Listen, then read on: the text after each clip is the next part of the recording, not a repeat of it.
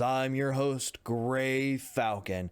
We're going to head right into here with information in regards to new exclusive games and exclusive updates, more information about Cyberpunk 2077, some game deals, as well as tech news. I also wanted to remind everyone, let me know if you were able to acquire one of the new 6900 XT cards from AMD, because if you were, I would love to hear about your experience with it, whether or not it's performing up to or better than expectations, and how overall the experience has been in games, because the ray tracing, as far as we know, is supposed to be limited to certain games. So for instance, it's not going to work with Cyberpunk right out the gate. So if you were hoping to get that and launch up the ray tracing cores with that for that game, you're not going to be able to have access to it. So I want to know what that feels like, how that, if that's showing any frustration to you, or if it's really not impacting your decision on wanting to get this,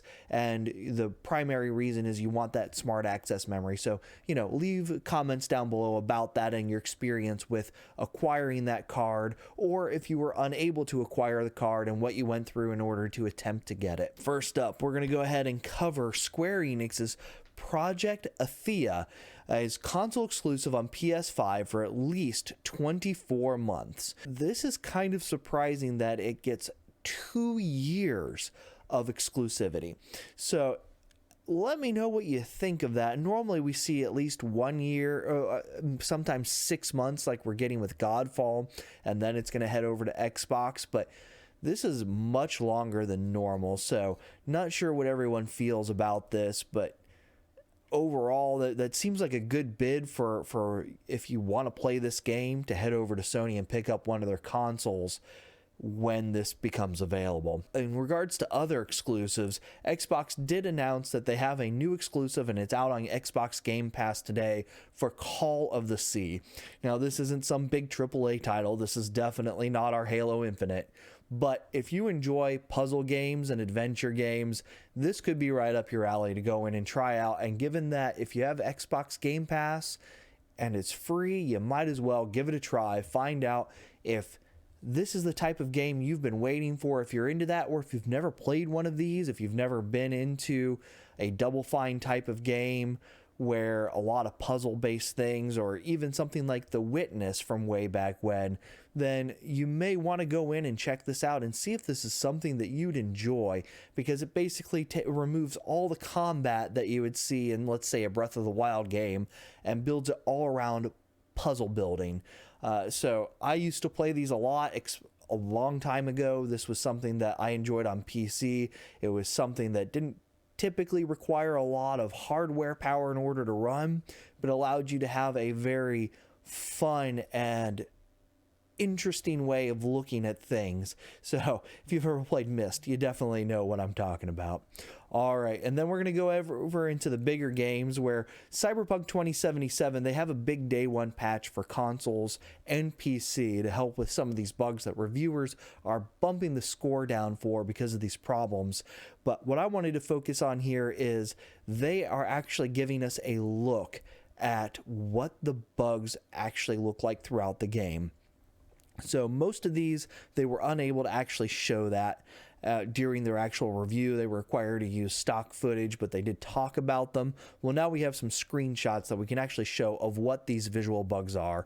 And the first one you can see here is obviously the standing in the T shape, which is something that developers tend to use in order to detail out and get the presentation of a character set up before adding animations and movement, and just kind of getting stuck in that form. And then we'll go ahead and zoom in here so we can see the rest of these.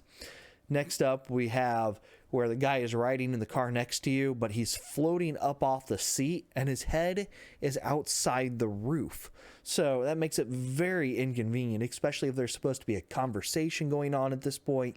You're looking over in order to talk to this person, and you're not actually looking them in the eye. That's very immersion breaking, one of those types of problems. And then just things floating after death. So you can see the item here in the middle kind of just floating there rather than, landing on the ground like it's supposed to be. And So they looked up the information on this weapon and it just got stuck in the middle of the screen. So it's just floating there after they're done looking it up and playing the game again. And that's just hindering their view.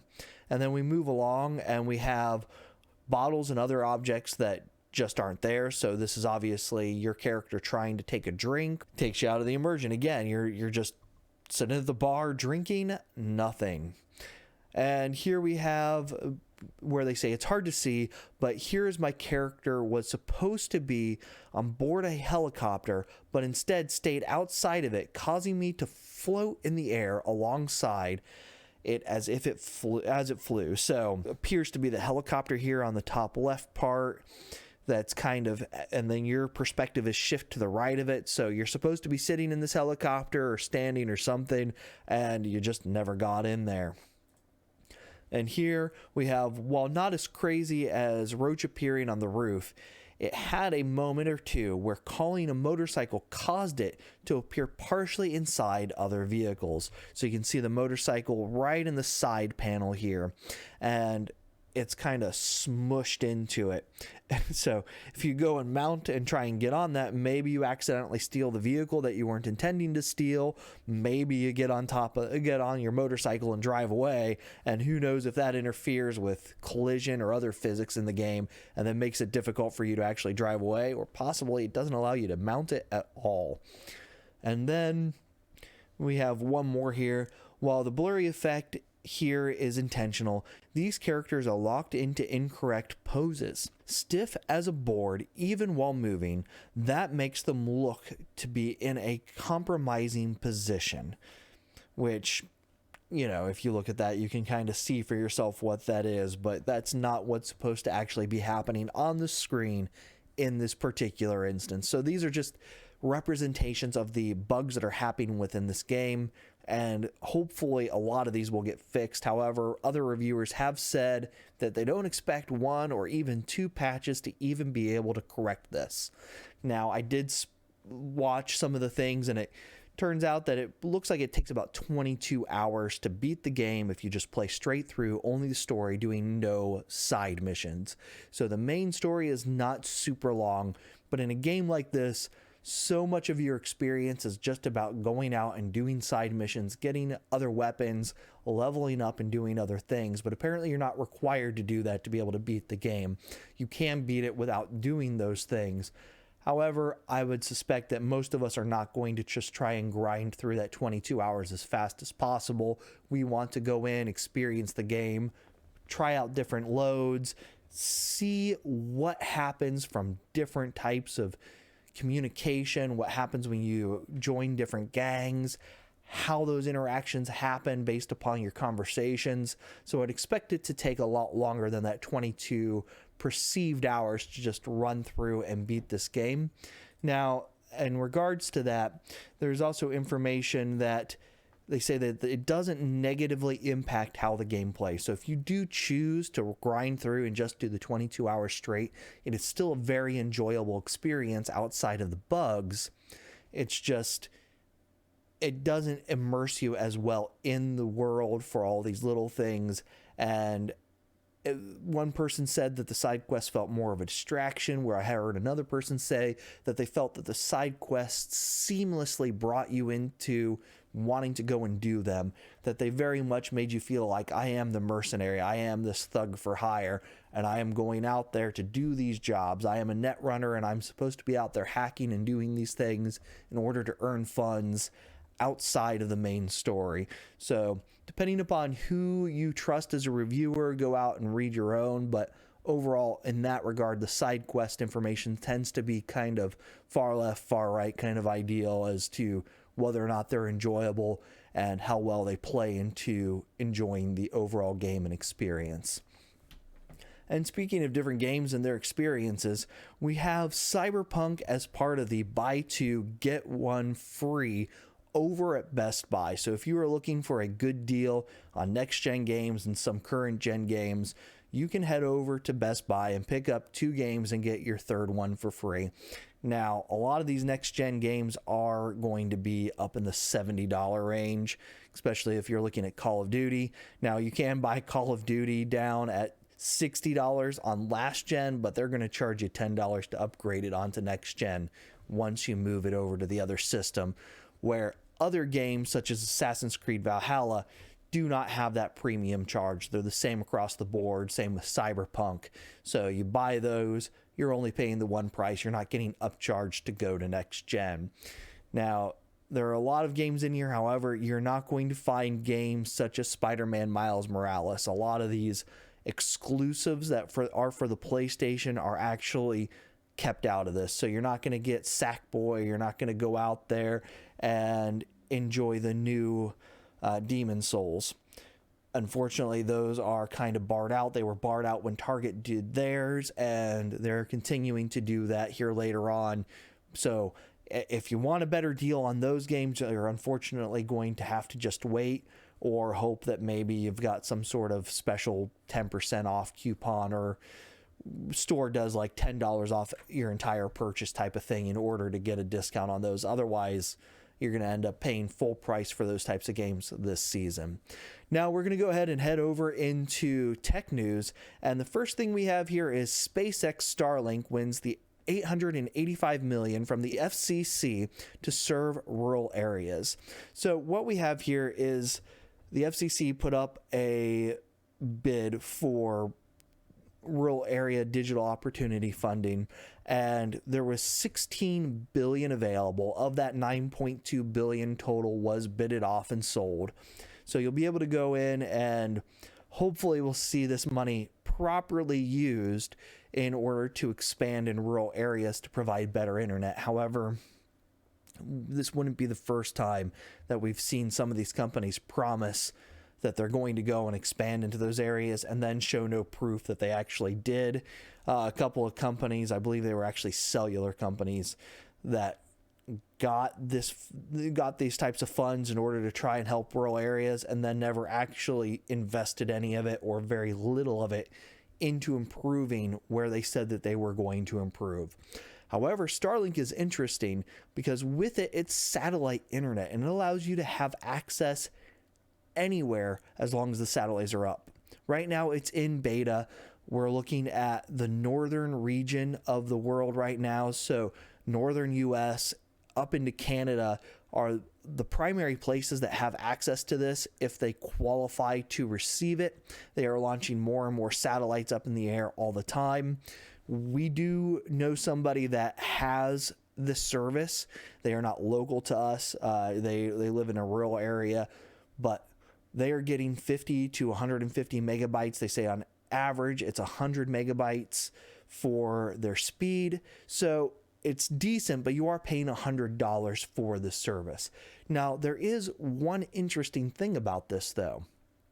If you have Starlink, and once they get it to the point that effectively you have Wi-Fi everywhere, and I mean literally everywhere, their intent is to make it so you could travel the whole of the US, travel the whole of the world, and always have their Wi-Fi service. So that's kind of the premium that goes into that $100 charge.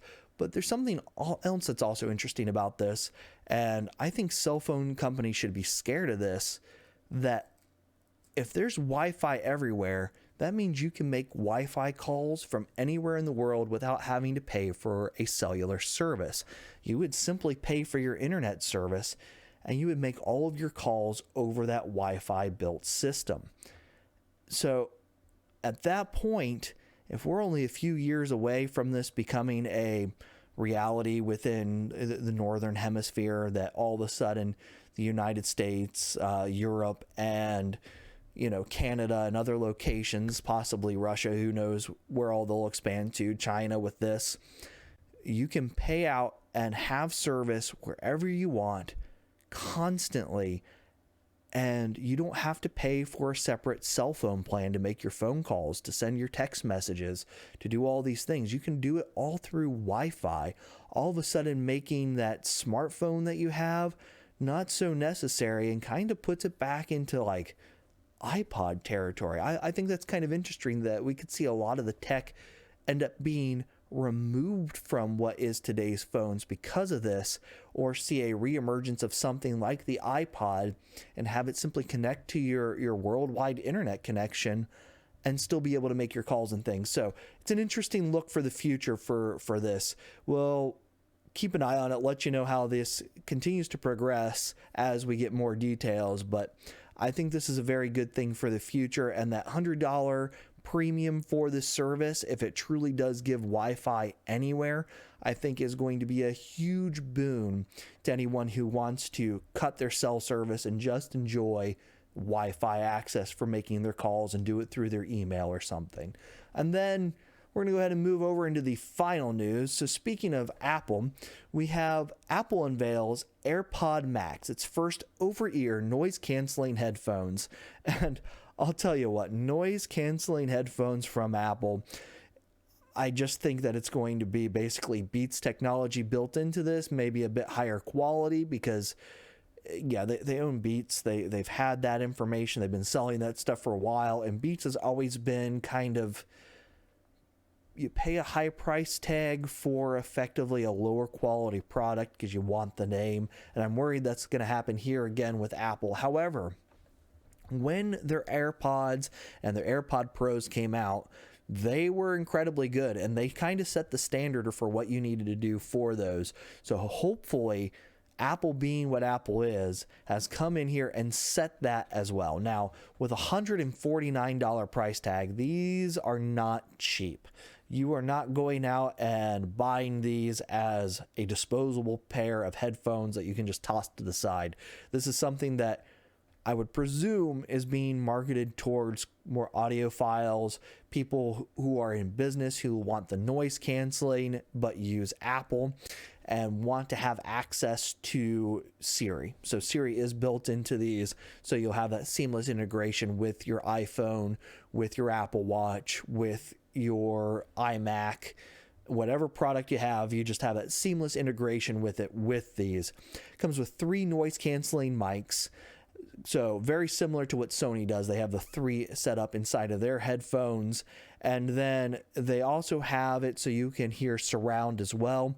They're talking about 20 hours of battery life with both the noise canceling turned on and atmospheric effects turned on as well. So you can kind of, I don't know, I'm not sure how the two of those put together turned on at the same time really makes sense, but they have those listed at 20 hours for both those turned on. We'll find out more. I am sure that we'll start to see tests of these come out, and we'll get a true representation of what the time is on these. It's not uncommon for a tech company to say, hey, this is what it does, but in reality, it turns out, oh, it's 5 hours short of that. I've seen one pair came out and it was like 8 hours shy of what they claimed the total possible was. I don't know if that was just a bad unit or what, but we'll let you know once we have more information on this.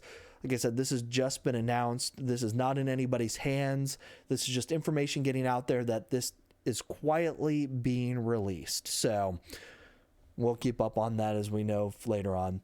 All right, so that's going to be it for today. Remember, if you haven't already, click that follow button. If you're checking this out over on YouTube, make sure you click the subscribe. And if you want to follow me over there, make sure you head over there as GRAY_Falcon, so Gray Falcon, and follow me on Twitter as the Gray Falcon. Until next time, have a good one.